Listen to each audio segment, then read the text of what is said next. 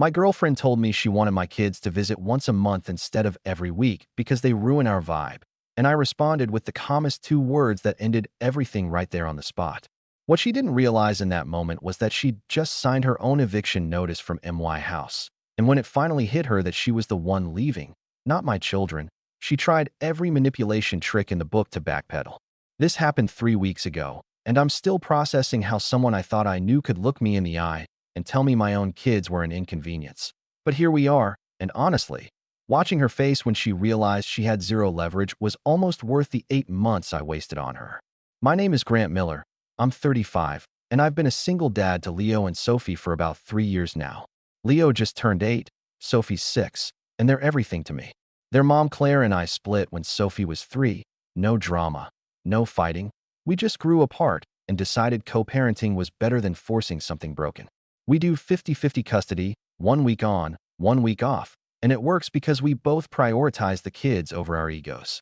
I work in project management, own my 3-bedroom house in the suburbs, and my life is soccer games, homework help, and bedtime stories, typical dad life. About 8 months ago, I met Tiffany Brooks on a dating app. She was 29, some kind of lifestyle influencer, into fitness and aesthetic coffee photos, all that Instagram culture stuff. At first, she seemed fun, low-key, someone to grab dinner with or hit up weekend brunch when my kids were at Claire's. For the first few months, it was casual and easy, no pressure, no complications. Then around month 4, Tiffany started hinting she wanted more time together, said my custody schedule made planning hard, suggested maybe she could stay over more often. I thought about it, figured having someone around might be nice, so I let her keep some stuff at my place. Not a full move-in, just enough that she was sleeping over most nights. That's when I started noticing things. First, it was little comments, observations about toys on the floor, how the house felt chaotic when Leo and Sophie were home, how maybe we could organize things better. Then she started buying stuff, new throw pillows, matching white mugs to replace my random collection, candles everywhere like she was staging the place for her Instagram grid. I let it slide, figured she just liked things neat. But the comments got sharper. She'd sigh when the kids were loud, roll her eyes when Leo forgot his backpack by the door, and one time she straight up asked if they had to be there every single week, like custody was negotiable. I shut that down hard, told her the schedule wasn't up for discussion, and she backed off saying she was just tired. But I could feel the tension every time Leo and Sophie were home. Tiffany would suddenly have plans with her friends Hannah, Britt, and Qley, or she'd lock herself in the bedroom filming content. Anything to avoid actually interacting with my kids. She never asked about their day, never played with them, never tried. She just tolerated their existence because she wanted access to me. What I didn't know, what I wouldn't find out until a few days later, was what she was doing when I wasn't around. The little comments she'd make to them, the sighs when Leo asked her a question, the way she'd ignore Sophie when she wanted to show her a drawing. I had no idea she was planting poison in their heads, telling them daddy seemed stressed when they visited. Maybe they should be quieter. Maybe they were too much. Manipulative garbage designed to make 2 little kids feel like they were a burden to their own father. But I didn't know that yet. I just knew something felt wrong, and I was starting to regret letting her move in even partially. Then came the Sunday that ended everything. The kids were at Claire's for the week, and Tiffany was on the couch with wine, scrolling her phone, completely relaxed. I was cleaning up the kitchen, thinking about work stuff, normal evening. Then she just casually said maybe the kids could come around less. Like once a month instead of every week, so we'd have more couple time. I stopped mid-dish, turned around, asked her to repeat that. She doubled down, said it would be better for our relationship if Leo and Sophie weren't around so much, said the house felt more like ours when it was just us. Then she dropped the nuke. She told me she didn't like my kids from my previous marriage, said they ruined our vibe, said it like she was suggesting we order pizza instead of cooking. The room went silent. I put down the dish, dried my hands, walked over to where she sat. She looked up with this expectant face, like she actually thought I'd consider it, like my children were furniture I could rearrange for her comfort. I looked at her and said 2 words. I hear you.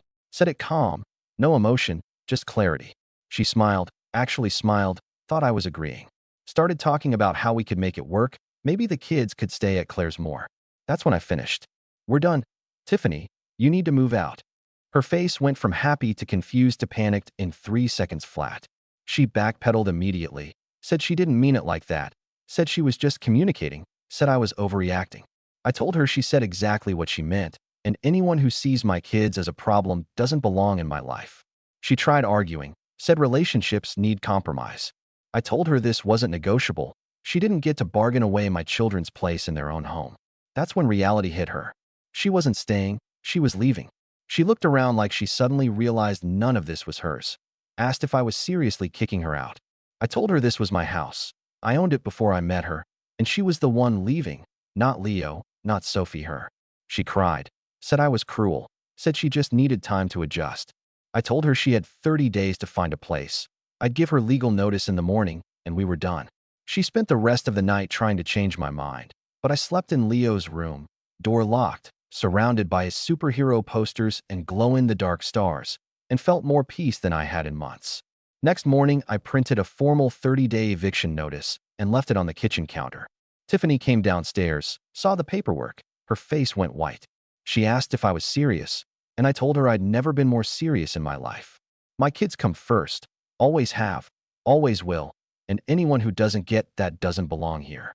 The eviction notice sat on my counter for exactly 4 hours before Tiffany decided she wasn't leaving without a fight, and that's when my house turned into a war zone.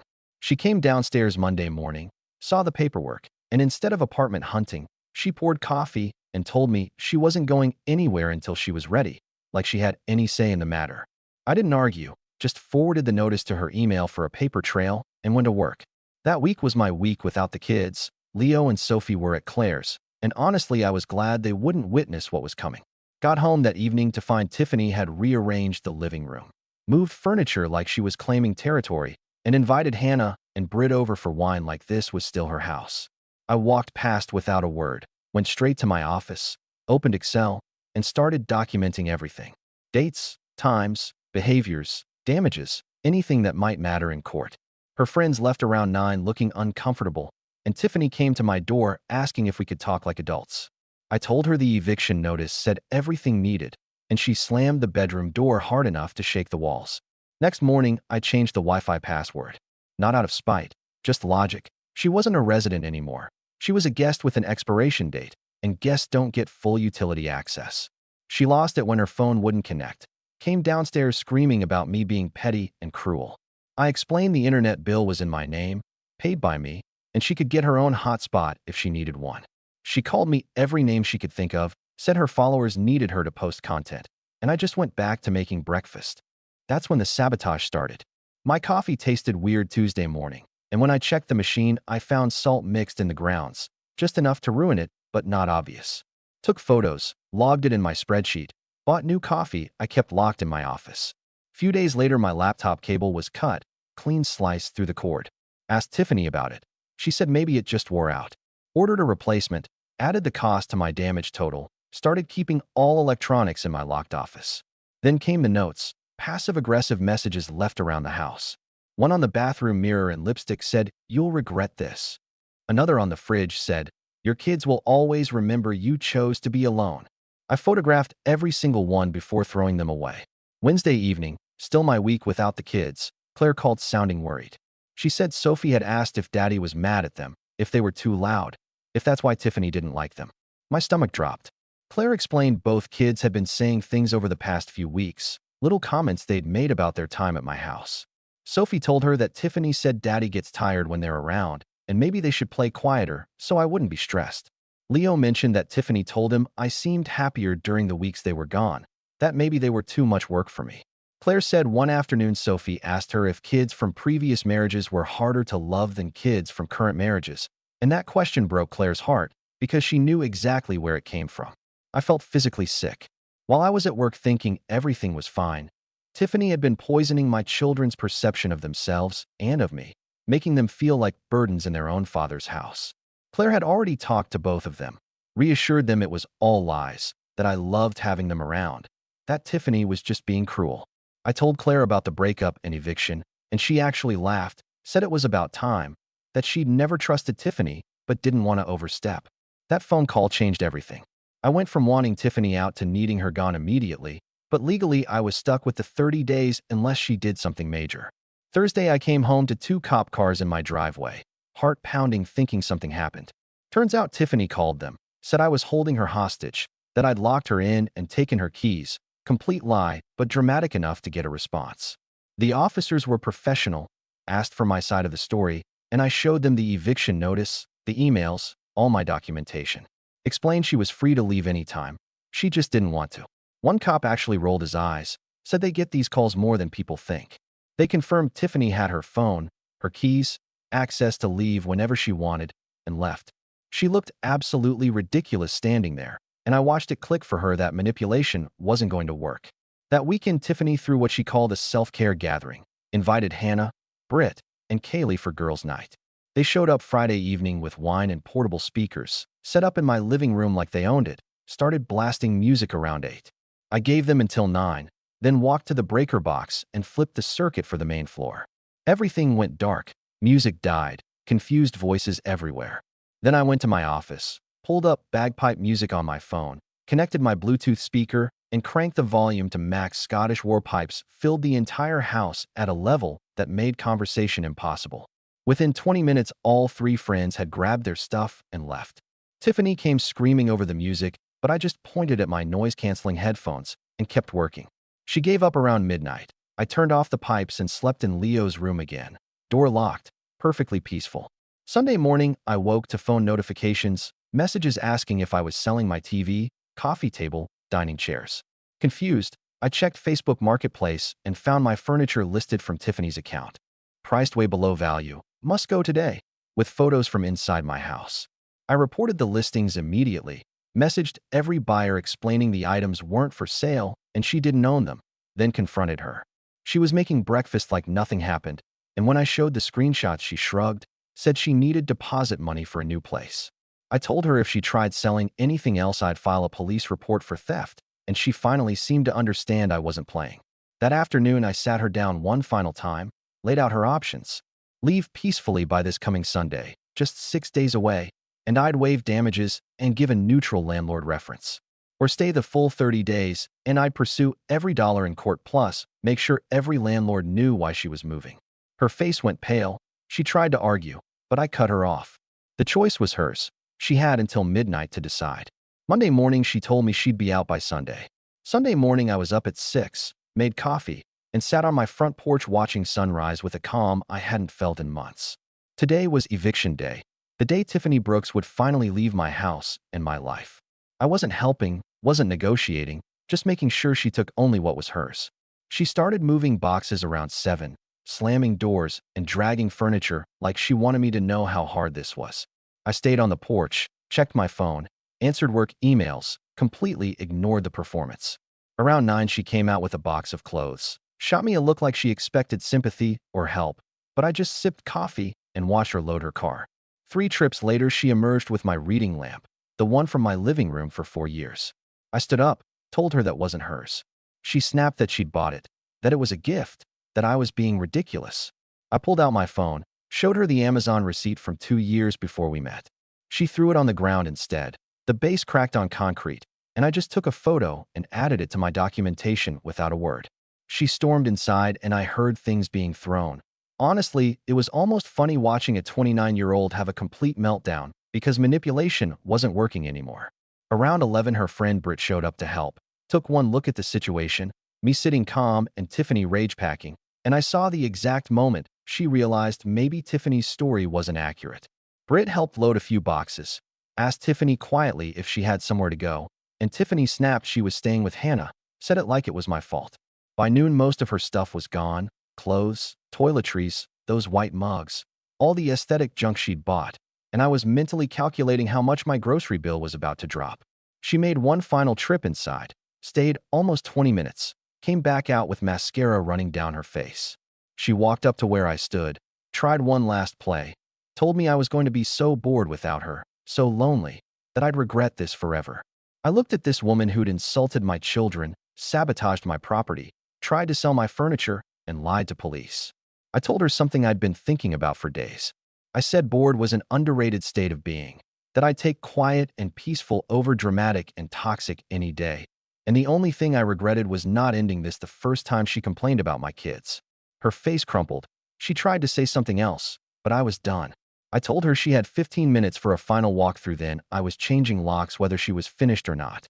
She grabbed the last box, stormed inside one more time. I heard the bathroom door slam. 14 minutes later, she came out, got in her car without another word, and drove away. I watched her turn the corner, disappear from my street, then went inside. Most of the house looked fine. She'd actually cleaned more than expected, probably trying to prove some maturity point. But when I checked the upstairs bathroom, I found red nail polish poured and dried in the sink drain. Fresh, maybe an hour old, deliberately hardened, petty vandalism on her way out. I took photos from multiple angles, added it to my spreadsheet, noted to get a repair estimate, called a locksmith, had all exterior locks changed within 2 hours. Sat in my living room looking at the space she'd occupied for 4 months. It felt bigger, lighter, like the house could breathe again. Monday morning, I filed small claims court paperwork, itemized damages including the salt-ruined coffee maker, cut laptop cable, broken lamp, and sink repair. Came to about $800. Wasn't sure I'd see the money, but it was principle. Actions have consequences. Tiffany needed that lesson. The following Monday, when my custody week started, Claire dropped off Leo and Sophie. First thing Sophie asked walking in was if Tiffany was still here. I knelt to her level, told her Tiffany moved out and wasn't coming back. Relief showed on both kids' faces instantly.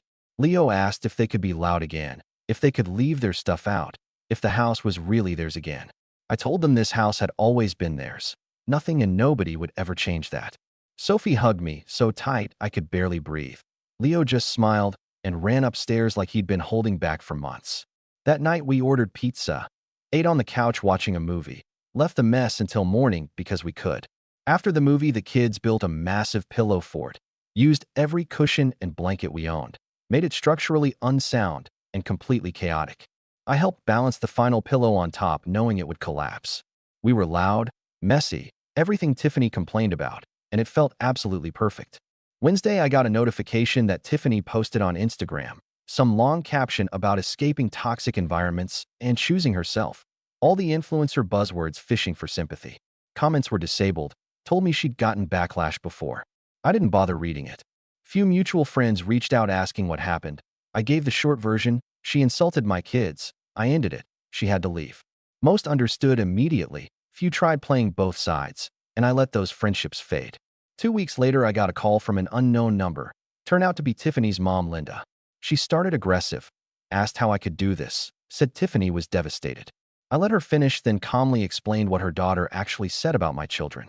Long pause. Then Linda's tone completely changed. She said something that surprised me. She's always been like this. Said it like she was relieved someone else finally saw it. Linda told me Tiffany had a pattern going back to high school. Couldn't handle not being center of attention, burned bridges with friends whenever someone else got focus. She mentioned Tiffany's college roommate moved out mid-semester because Tiffany made her life hell after the roommate got a boyfriend. Another time in her 20s, Tiffany sabotaged her best friend's engagement party because she wasn't maid of honor. Linda said she'd hoped Tiffany had matured, but here we are. She apologized for calling angry, said she didn't know the full story, wished me and my kids well. 3 months later, early November, I was at the grocery store with Leo and Sophie arguing about whether we needed another gallon of milk. I looked up and saw Tiffany 2 aisles over. She was with some guy, tall, clean-cut, holding her hand while she picked expensive cheese. When she saw me, her whole body tensed. The guy looked vaguely familiar. Then I noticed his ring finger, clear tin line, the kind from wearing a wedding band for years and recently removing it. Tiffany saw me notice, grabbed his arm, walked the opposite direction without acknowledging us. Sophie asked if that was the mean lady who used to live with us. I told her yes, but she wasn't our problem anymore. We finished shopping, went home, made dinner together in our messy, loud, perfectly imperfect house. That night after the kids went to bed, I sat in the dark living room thinking about everything. Tiffany was already with someone else, probably feeding him the same lies, probably already making his life revolve around hers. I felt genuinely sorry for that guy, whoever he was. But mostly I felt grateful. Grateful I saw who she was before it got worse. Grateful my kids didn't have to grow up thinking they were burdens. Grateful for the boring, quiet, peaceful life we had now. The house was a home again, filled with toy cars and homework and bedtime stories. Board turned out to be exactly what I needed, and my kids deserved a father who would always choose them first. What do you think about this story? Let me know in the comments, drop a like, and don't forget to subscribe for more real-life stories.